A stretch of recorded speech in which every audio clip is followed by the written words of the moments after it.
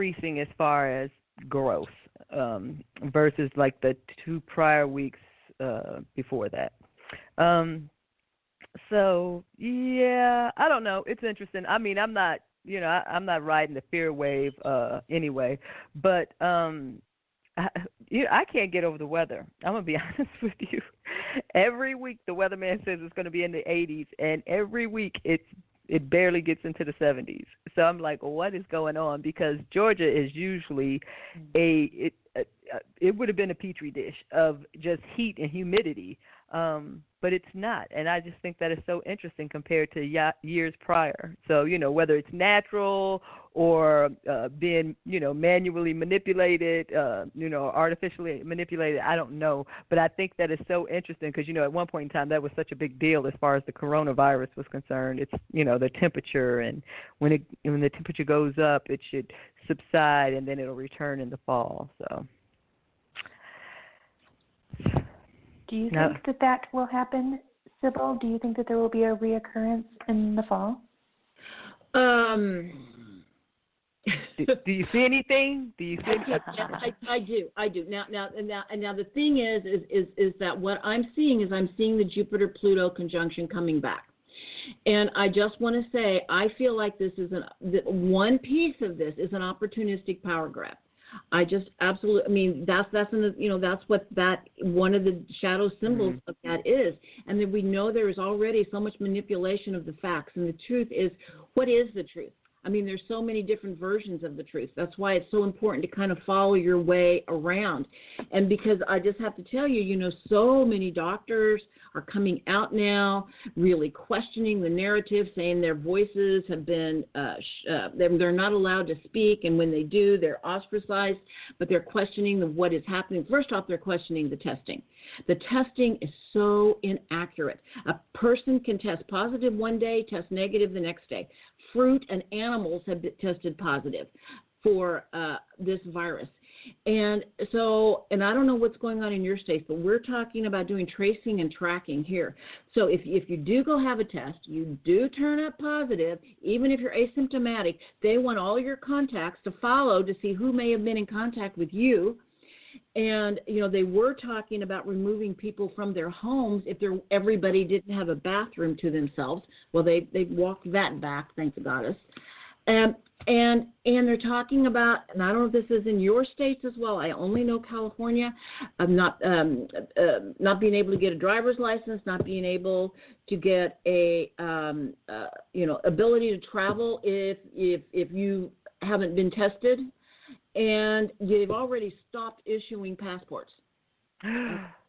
Only in life or death situations do they say, are they going to allow passports? And so, there's a lot of pushback around this. So I don't know if it will come into manifestation, but we've had, like the sheriff from Ventura County talking, and he did a video of how they saying they could go into, if you test positive and they go into your home and you don't have your own bathroom, they can remove you from your home or they can remove your child from your home. Now, they've walked that back, thank the goddess, but just so you know, this is the kind of conversation I am hearing here in California on tracing and tracking. And that on a test that is so inaccurate, and there's called a PCR test, and there's lots of articles written about how the guy who won a Nobel Prize for creating the PCR test on his deathbed basically said, don't use it, it's not accurate. But of course they are. And, then what they do with that information. I'm sure I have the coronavirus in February. I don't know how I would test. And they say the antibody test is even less accurate than the PCR test. So, so much of our life and our constitutional rights and our civil liberties are going to be based upon an inaccurate test if this goes forward. And I don't know if this is going on everywhere, but I know it's going on in California. And then, of course, there's always keep talking about the vaccine. So much misinformation. It's like people just learn about the immune system. We don't need this vaccine. Thank you. we need herd immunity, and for herd immunity, we need to be able to have exposure to each other. We need to hug. We need to touch. We need to pass it, because I had it. Not everybody. Less than 1%, like 0.6% or something of people are actually dying from this. It's a very low number. And so, but the ones that do are very dramatic and very awful. And I'm certainly not saying it's not happening, but, some realism about what is happening here, because there is so much misinformation, and I'm not even going as to why I think it's happening, because I don't know. I'm leaving that door open. I'm just letting Mother Earth hold me as we're passing through this, but keeping my eyes open, knowing there's some bad stuff happening, and we need to keep our eyes open to it. Absolutely. And I think that is a wonderful piece of advice and I liked what you said earlier, Sibyl. I wanted to say the truth is many things, and certain truths are going to resonate with certain people, and you feel it in your soul as opposed to your conscious mind. You'll feel truth resonate in you, and that's what we have to start using as our compass to direct us. And hold that loosely. Like Sibyl said, it's good to leave doors open. You can have some thoughts and ideas, but leave doors open so you can flex and move, because this is what it's going to require, is us being flexible, changeable, movable, and adaptable. And we can't be that when we're holding on to fear-based realities or old thoughts or unprotected baggage. We need to get rid of the baggage. Drop it. So, yes, this is a very, very interesting time that we're experiencing, and I'm glad we have some people stepping forward and talking. You'll find that a lot of your friends maybe on Facebook or Instagram are sharing some YouTube videos, and that's a platform where you can practice your discernment that we were talking about. That resonation in your body of truth is start cherry picking. It's okay. You can listen to a doctor's thoughts on something, take some pieces that seem and resonate true to you, and then discard the rest. Or just put it away for later in case you want it later.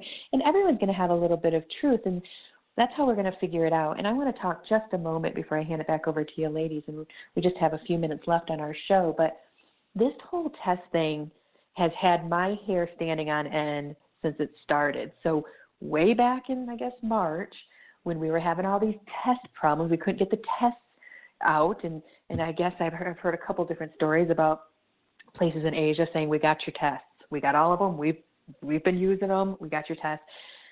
And the hires that be, I think maybe Trump and associates said, no, we got our own test. We got our own test. Well, we don't have our own test. We don't even have enough, and some of the ones that we have are inaccurate.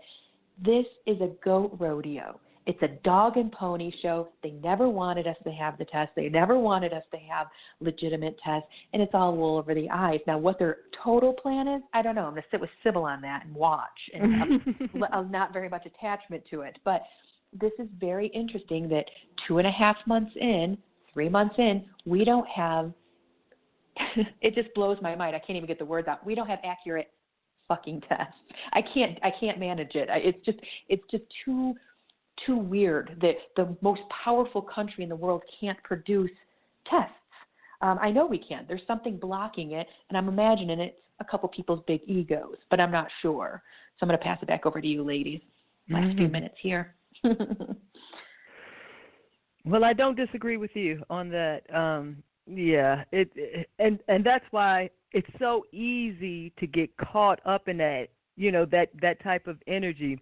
And we just have to kind of remind ourselves, every adversity provides an equal or greater opportunity, and we need to focus our filter in that direction, not being naive or oblivious or just ignorant of, the adverse. But listen, our thoughts become things. If we keep focusing on the negative and that, we're going to keep perpetuating that, and that's not helping. That's not helping our situation, because our planet is sick because of our collective consciousness. I mean, Okay, go ahead. Take it away, Sibyl. Okay. Absolutely, Sonya. You hit the nail on the head. The planet is sick because of our collective consciousness. That's the whole picture. That is really, and this is where Mother Earth is really trying to redirect us. They say we're going through the eye of the needle right now. And so all of this, and to go through the eye of the needle, you got to release your old baggage. Mother Earth is shifting into higher dimensions. We are going with her, but to be able to go with her, we got to let go of a whole lot of stuff and get in alignment with truth. We're so out of alignment, out of balance, out of alignment, whatever words, you want to use. And that's where we are. And that's where Saturn comes in, the Lord of Karma. You reap what you sow. And we need to clean our act up. We've, inner and outer, it is the collective consciousness. And as my friend said, at the same time, things are getting worse and worse, better and better, faster and faster, all at the same time. Because there's more and more people waking up. There's more and more people recognizing how they are contributing to the collective consciousness with their behavior, with their actions. Like a friend of mine said, as I was carrying, as I was really struggling with anger, and she said, Sibyl, you're just contributing to the anger. This is, and so really for me to get really centered within myself and to realize, what do I want to contribute? I don't want to contribute anger, although I was having it, to get really clear about what it was about and to let it move through me. And I want to say just one more thing is, as I've been more centered, we have to realize Donald Trump is the symptom of the problem. He's the symptom of toxic masculinity and a patriarch run amok. But he is just a person, and he's come to wake us up. So, I've really even stepped back from, throwing shade at him. He's taken on a really, what do you call it, I'm not even sure, a horrible role to play, but that's his role. Yes. And it is the symptom. He is the symptom. So, I have really just stepped back from any place where we're throwing shade at people personally, looking at policy, saying this is wrong, this is, whatever. But because that contributes to the ugliness in the collective consciousness and unconsciousness. So and I'm just kind of offering that as a way, and because it also brings you into and coming from a place of gratitude. Different ways that center us, what to let go of, how to move forward in gratitude, prayers of gratitude. Well, actually, they always put me back in my center. And so I just want to offer that up. Beautiful. It's a wonderful practice, a very fantastic spiritual practice to find your balance and find your center, to feel your feelings, but not let them take over and control you, to compartmentalize them. And like someone said earlier, you don't ignore the feelings or stuff them down or not look at them, but we just manage them and compartmentalize them so we can be more productive with our energy and have more heartful thoughts than negative thoughts. And as long as we're tipping that scale over to the heart, we're winning. And then once we do that inside, that ripples out into the collective. Like Sibyl was saying, wonderful advice, ladies. And again, another show in the books of incredible knowledge and awareness. And I want to remind everyone that this is Political Star Talk. You're here with Jennie, Sonya, and Sibyl, and we're here every other Wednesday at noon Mountain, so that's 11 Pacific, and 2 p.m. Eastern. And you can find a bunch of our archived episodes at any major podcast app. Search Third Eye Political Radio. You'll see we have several shows. This is Political Star Talk. Like, share, follow. If you like our show, you're going to like our other shows. You can email us at heartoverego@gmail.com if you have any questions, comments, concerns, or topics you'd like us to cover. Ladies, it's always a pleasure, and I can't already wait until next time.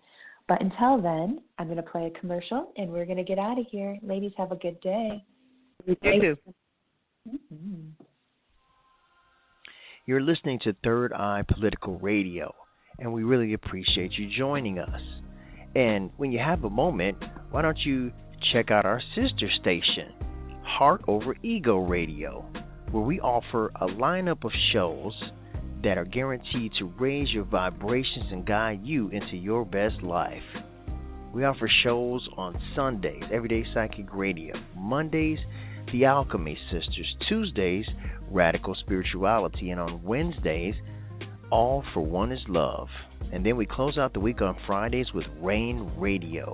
Amazing shows produced for you 5 days a week, only on Blog Talk Radio. That's right, it's our sister station, Heart Over Ego Radio.